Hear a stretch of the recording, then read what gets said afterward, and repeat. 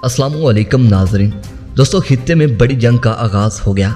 अब तक की सबसे बड़ी खबर इसराइल और ईरान के हवाले से ऐसी खबर सामने आई है जिसने खित्ते की सूरत हाल यकसर तौर पर तब्दील करके रख दी है और एक नई आलमी जंग का खदशा हकीकत में बदलता दिखाई दे रहा है।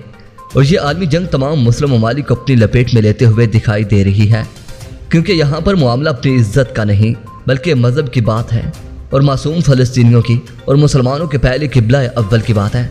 आप में से बेशतर दोस्तों को मालूम होगा कि इसराइली फौजियों ने मस्जिद अक्सा पर मुकम्मल कब्जा कर लिया है और वहाँ मौजूद मुसलमानों पर ज़ुल्म और सितम के पहाड़ तोड़ दिए हैं।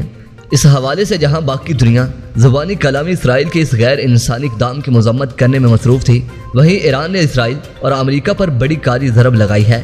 इसराइल जो कि अमेरिका का एक मोहरा है और इसी मोहरे को आज ईरान ने मसलते हुए इसराइल को नाकाबिले तलाफ़ी नुकसान पहुँचाया है। दोस्तों, तमाम इस्लामी ममालिक एक तरफ और अकेला हीरो ईरान एक तरफ, जिसने दुश्मन को चारों खाने धूल चटाई हुई है, जिसके आगे दुश्मन भी बेबस होता दिखाई दे रहा है और इसके साथ ही दुश्मन पीठ पर वार कर रहा है।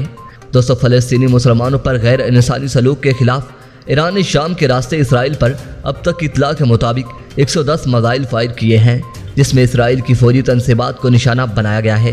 दोस्तों, इस वक्त इसराइल में हंगामी सूरत हाल नाफिज हो चुकी है और इसराइल ने ईरान के खिलाफ कार्रवाई का ऐलान भी कर दिया है।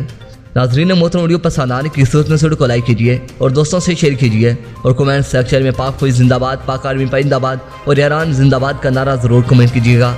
नाज़रीन मोहतरम, इसके साथ ही इजाज़त चाहूँगा। अपना और अपने का ढेर सारा ख्याल रखिए। अल्लाह निगहबान।